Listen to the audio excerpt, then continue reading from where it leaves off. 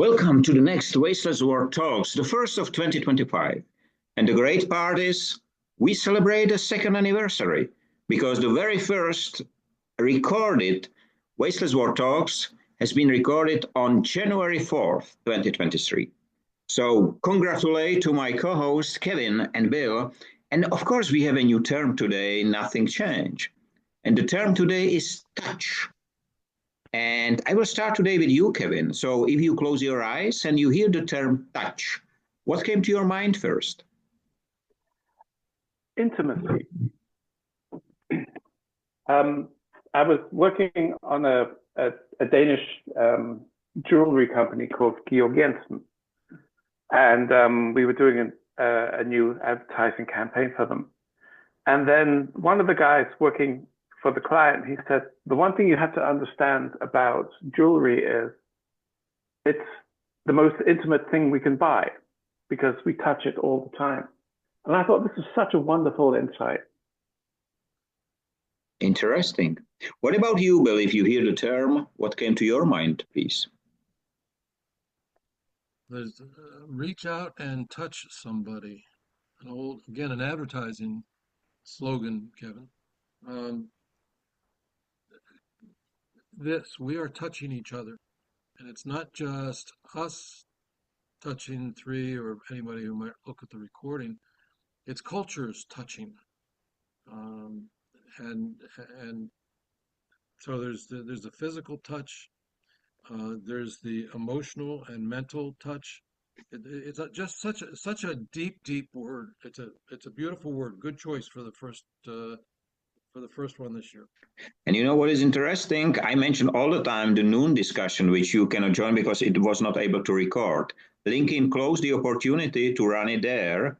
So today, 4 hours ago, we recorded on a Zoom.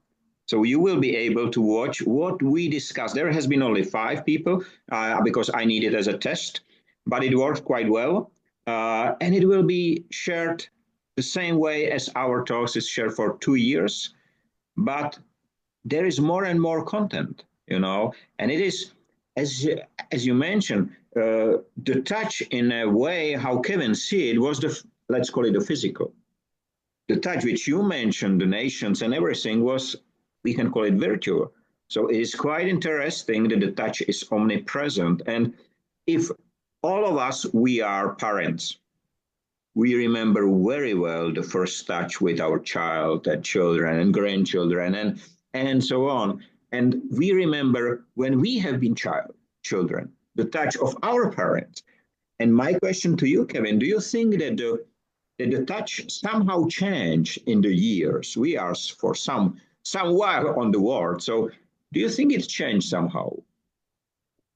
For me, it certainly has. Growing up in England, as a kid, almost everything you looked at had a do not touch sign on it. It's just the way that country is. Do not touch, do not walk on the grass, don't do this, don't do that. And as you grow older, and especially to move to Europe, where you don't say hello from a distance of 3 feet, you actually hug somebody, shake their hands, give them a kiss, just to greet them. And the same to say goodbye. It's with a clap on the shoulders. It's, I think it's, people do touch each other much more. It's much more, certainly in Europe compared to the UK, but I think even in the UK it's changing. It's very healthy to touch one another. You see the same, Bill? When COVID hit, I was fairly certain that that the handshake was gone, the hug was certainly gone. But in fact, it seems like just the opposite, because there are people now that I used to greet, maybe sit down and have dinner with, whatever, that we would shake hands. Hey, good to see you. And now we hug. So we're hugging a lot more, I think, my perception. It's quite interesting that you mentioned COVID, because there was Michael Vanjusi, who is the ambassador in Uganda, and he said COVID was, for us African, was very hard because we are used to touch. we are simple the nations which touch. For example, if the parents would like to say hello, so they touch your forehead and so on. So really, and he said it was very, very, in some way depressing that we cannot touch. And he described exactly what you described. After it ended, the touch is much more powerful right now. It's the people value it. And this was something which we did not value before. You know, we make a handshake and millions of people make a handshake. But right now, you value it. And even this touch, this virtual touch of our talks to people, it's waking up. It's the great part that there exists both. The question is if we will be able to deliver the touch the same powerful over the screens, which I believe we can, then or will be limited only by this physical contact, which for three of us, it's hard to meet because we are all across the ocean and it will take a lot of time to meet. But this way, we meet every single week and we left so much behind. That's great. I think it would be nice to think that the hug is replacing the handshake. I think the world would be a better place.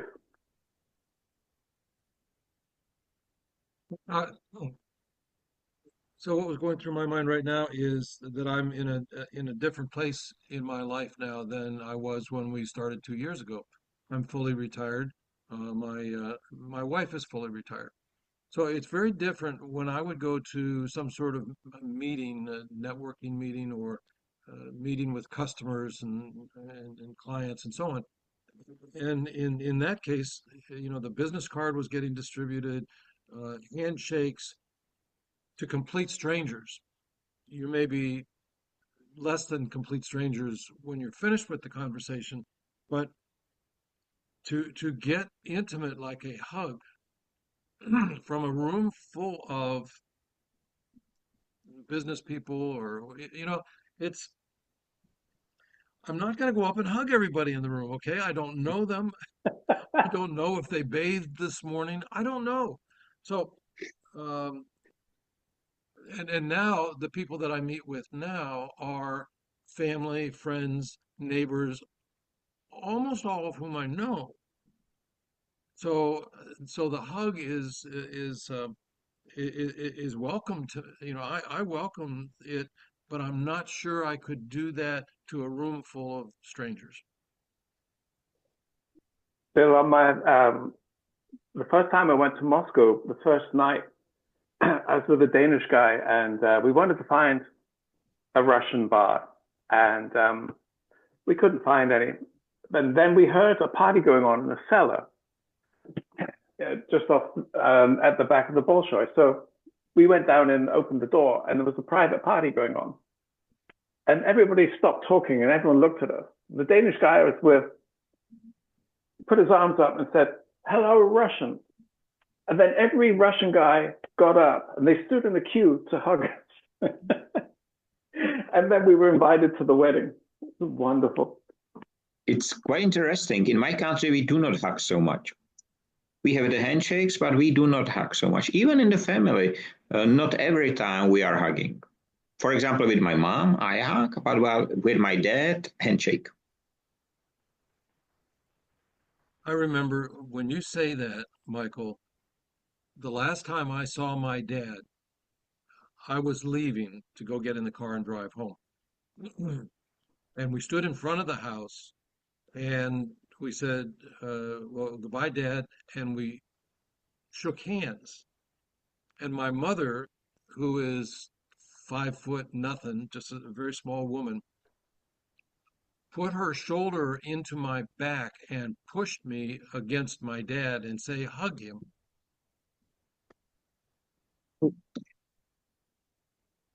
And that was the last time I saw him.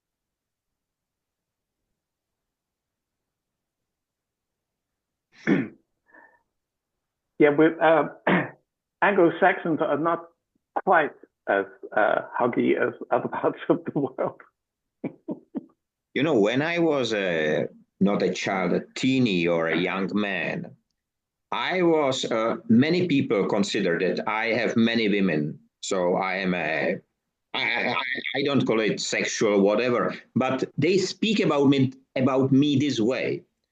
And I am in fear to hug any women because, especially today, you can be called immediately sex offender or whatever. It looks like that the giants really fear the hug. They fear all these emotional parts in human beings, and that's quite interesting because they are, and we talk about it many times before with different words, but they really fear this human inside of human to be waken up. This is why, as we started today, or before we started today, we talk about that 2025 will be year of changes, and we all agree on that because it will be one of the reasons will be that the humans will awake to have this touch, to understand this power, which the giants does not have. Giant will never hug another giant. First of all, they are too big. They cannot almost move. And the only reason why a giant will hug another giant to steal something from him or her, it is the way. So this is why they are trying to get everything online. Cannot be emotional. Chat GPT or whatever cannot be emotional.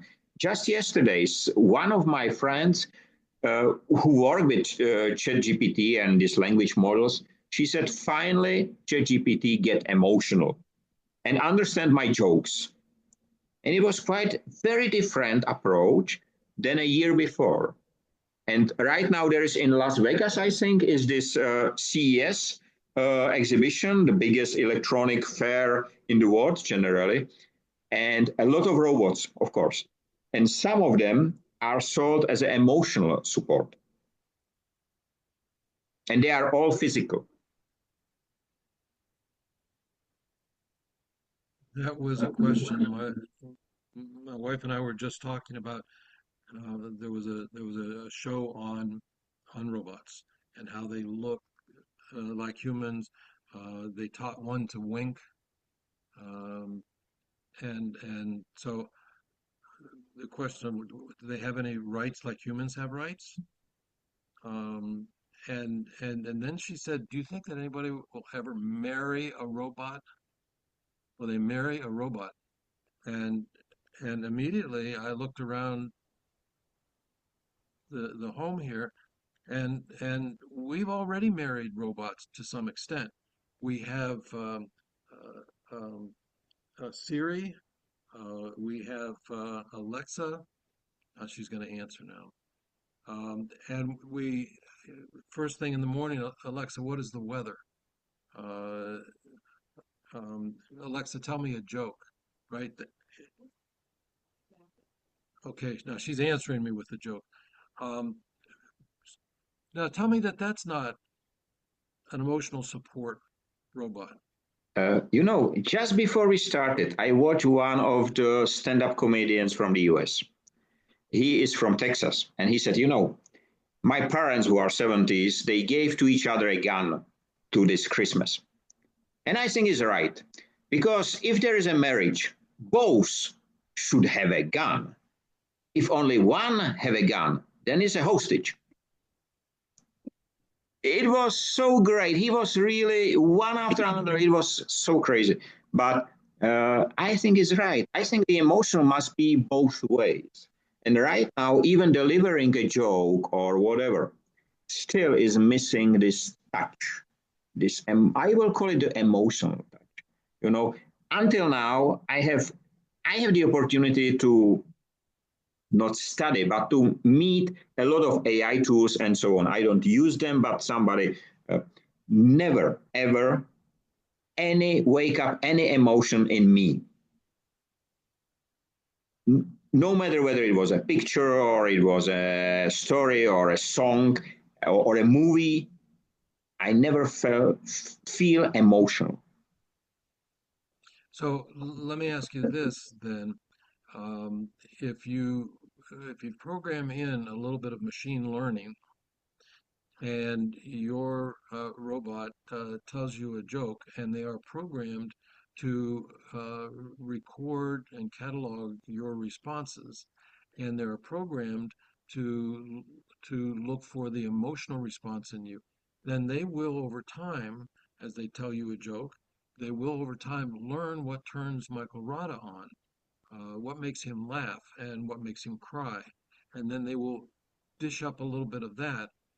uh, Honestly, emotional support robot, absolutely, absolutely. In fact, we're probably almost there. And and the way that people treat other people, husband and wife, you were just making the joke about. Um, there are in a lot of relationships, I don't know about most, but there is a hierarchy of relationship. I'm the boss. I make the decisions. Your place is in the kitchen, and you have to ask me before you do whatever.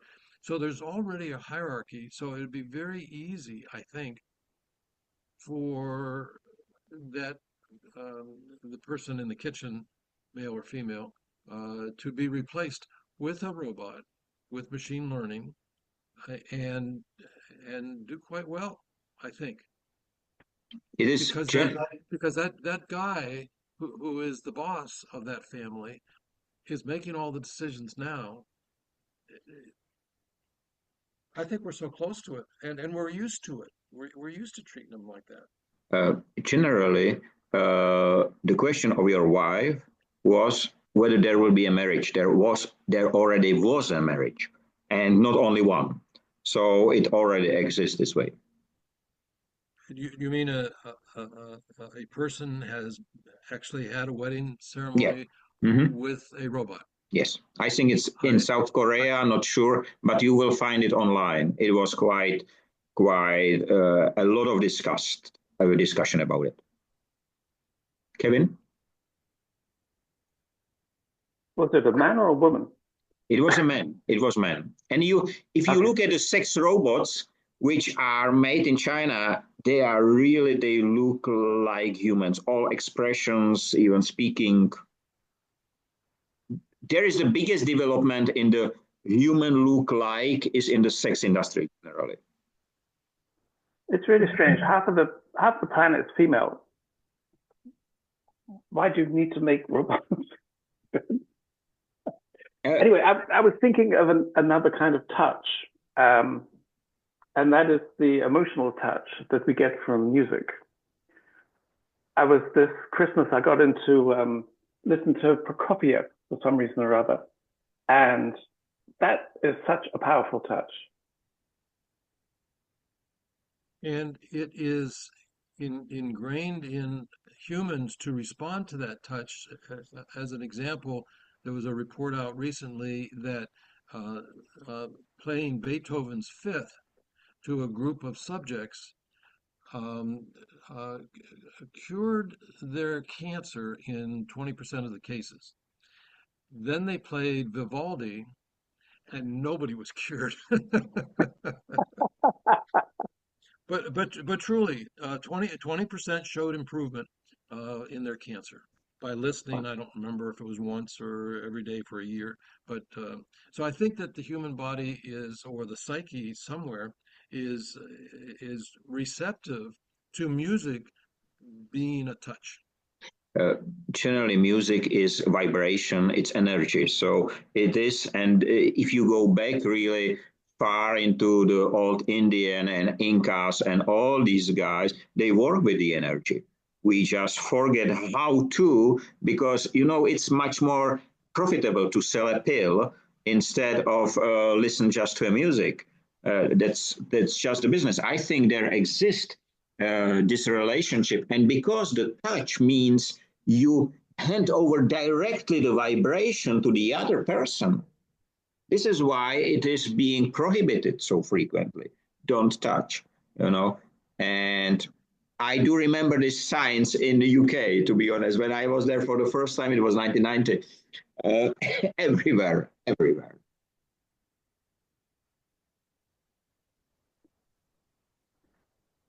I think touch is also,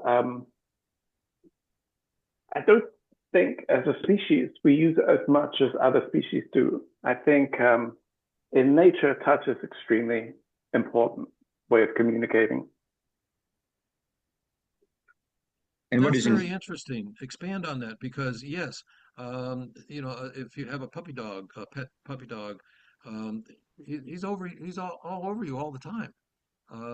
Even if I watch fish in a fish tank as they swim close to each other, but me, if I get in a crowd of people, um, I want a safety zone around me, right?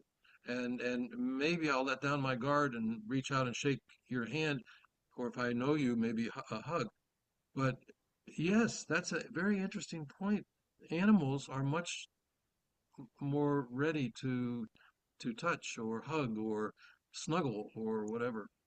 In nature, it's quite interesting because it's not just dog with dog or ant with ant. No, it's generally, if you look at the plants which communicate with other plants, completely different type, and the animals. So it's really ecosystem which is based on touch because they transfer the information. They can speak as well. We don't listen to that, but they can do.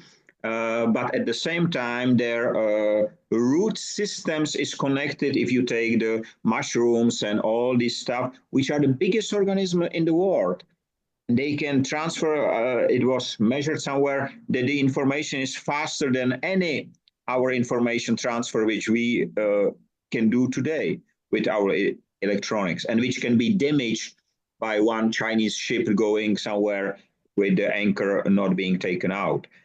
So it's quite interesting. And I think that this is really important to understand. This is why generally the power of touch is so important for Industry 5.0 because the result of power of touch is palpable result. You can touch it. If I have this bottle, you can touch the bottle. It's a very beautiful bottle. It's a single use bottle from Russia or somewhere, Russia. It's so nice that I bought the drink inside. It's a lemonade generally, and I make out of it lighting. I put LED strips inside, and it's beautiful lighting. I just take this stuff out, these labels out. It is so nice, and I think that one of the advantage of touch is really the touchable result. It's not Excel. What you will do with Excel sheet, or what you will do with a PowerPoint presentation, or a whatever code. You cannot touch it, but you can touch the result. And I think this is why it is so important for us to understand that. To understand there are limits. Of course, if I touch a small girl the way I shouldn't do, or a small boy, it's wrong, completely wrong. And everybody knows it. But the touch itself should be protected same as the rights. And we have made the rights and responsibilities. And I think the touch was not there. I think you can see with modern design, if my car's from 1975, and so everything is physical. The buttons, you have to click them, you have to press them, and they make a noise and they have a feeling. It has the leather and walnut. Modern cars, you have a touch screen. And the irony is that it's not pleasant to touch a touch screen. We got these brilliant receptors here, which are made for appreciating materials. And then we take all the pleasure away by making something as ugly as a touch screen.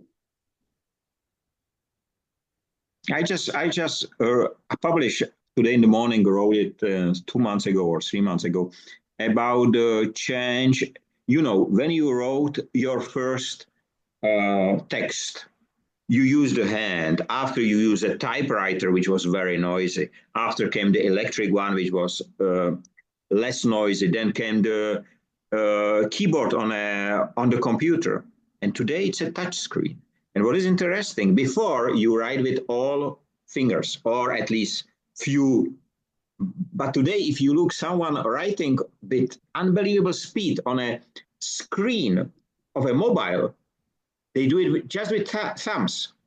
They don't need the other fingers. They need just thumbs to write. It's horrible. And it's going to take another step when they start implanting the chips. Then you won't need your hands. They've done it now with monkeys. There was one very interesting video of them teaching a monkey how to do some game with the joystick and so on, and make the remember the old, was it Kong, Atari, whatever, um, making the ball bounce over the net and hit it again, bounce back over the net. And so the monkey was getting pretty good at that.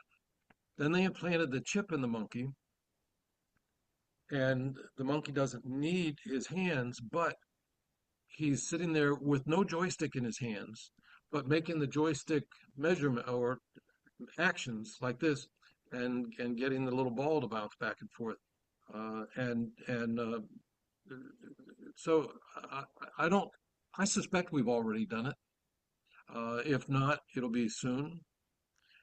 And then parents can implant a chip in the kid's head, and he'll become a super student, and the soldiers will be super soldiers, and so on. But you won't need these anymore. A few days ago, there was the blast of the Cybertrucks next to Donald Trump hotel. There was a driver who was dead. But you know, when I look at the reports, I ask myself, did he really shoot himself? Or was he set up dead in the truck, which can be remotely controlled and sent anywhere in the world easily, no matter whether his driver is driving or is dead, because it's a remote control machine. And many machines today, including the cars, washing machines, and so on, they can be remotely controlled. So if there is one car crashing in the crowd, can you imagine there will be 1 million cars doing exactly the same at exactly the same moment, just because somebody pushed a button? This is the issue. And I asked a few of the cars producers, will your car work if it will be in a cube which has no signal, electric signal or data signal? And they said, we don't know. Probably not. So this is the solution. We should not build up more networks to connect. We must build networks to disconnect, which is stupidity on square. And I don't know whether you have seen the last statement of Elon Musk, who says, I will be the one who will fly to Mars. And you know, when I hear that, I was so happy for him. I was happy for us. Yeah, England will be extremely happy if he leaves and goes to another planet. I think it everyone seems to upset the whole country. Yeah, but there's one interesting thing. It's you know, not so much at our age, well, maybe also at our age, but this idea of being out of touch. It's a terrible thing, isn't it? It's awful to think, am I out of touch? Can you explain? You know, when you're younger, it's you have to know the latest music, you have to have read the right books, you have to see these films and stuff like that. And then, you know, if you don't, then you're out of touch, which is not a good thing. Right now, I don't understand, and I will come back to the stand-up comedian. He said, I was homeschooled in Texas, and he said, yeah, that was great. I was all the time best in class, but what he says, when there was I think he goes to a high school or university, I don't remember, and he said, you know, there was an argument. Somebody asked me to sign for the climate emergency, whatever. And he said, what climate emergency? Shouldn't we take our soldiers out of Vietnam first? But his parents has education in the 60s, so he cannot have a better knowledge than they have. And it was so greatly explained. You know, the people laugh, but I have to think all the time quite deep about these people. Some of them are really delivering great messages, unfortunately wrongly pegged because the people just laugh without thinking. But I hope that some will think. And you know, one of our not the last one, not the previous one, but we received 40 or 50 views, which is unusual for us.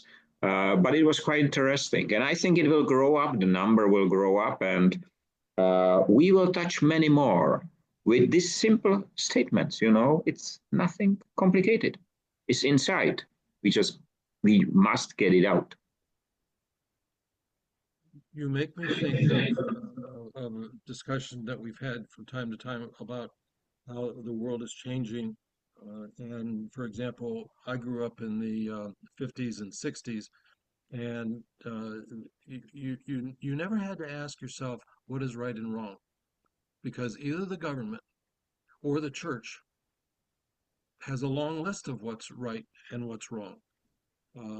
And then we went through things like Vietnam and Watergate and so on, and we trust our governments much less. So that's point number one. Point number oh, and then with the church, they've got a long list of uh, uh, pedophile priests and Native Americans who are the families are split up because they want to, right? A long list of that sort of thing. So, so you know, everybody's or a lot of people are going through this mental, well, then what is right and wrong? And at the same time that that's happening, uh, we are we have cell phones. I never had a cell phone. My dad said, "You be home when the street lights go on." Okay, and we understood that. Now we've got cell phones. We're texting, we're calling all the time, never out of touch. And just the sheer number of different technologies that have been introduced just in the last 10 or 20 years. Um, how does a normal person who's working all day, is focused on the work, focused on raising the family and so on, how do they stay abreast of all of these things? You said you don't want to get out of touch, so you try to stay, up to speed with the new technologies and everything. How do you do that? Right?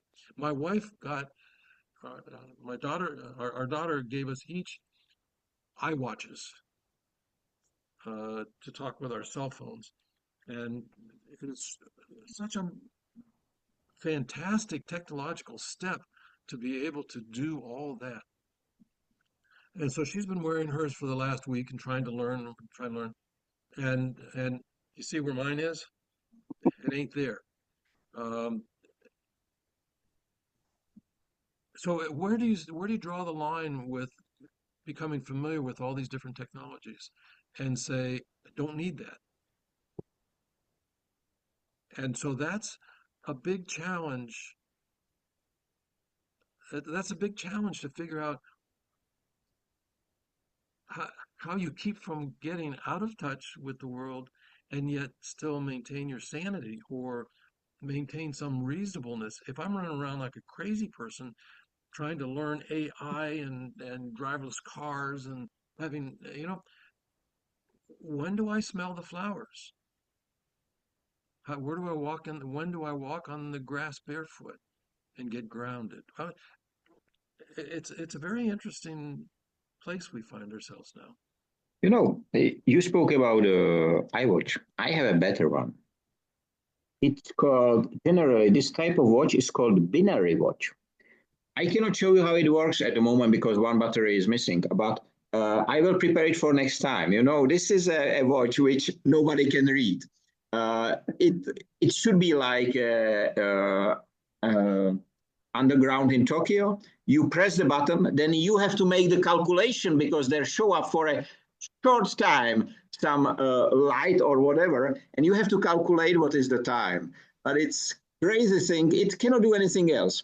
But it's crazy because everybody is asking. And the best part, if they ask you, what is the time? To show them and press the button because they will be completely lost. We have 4 minutes left. I think that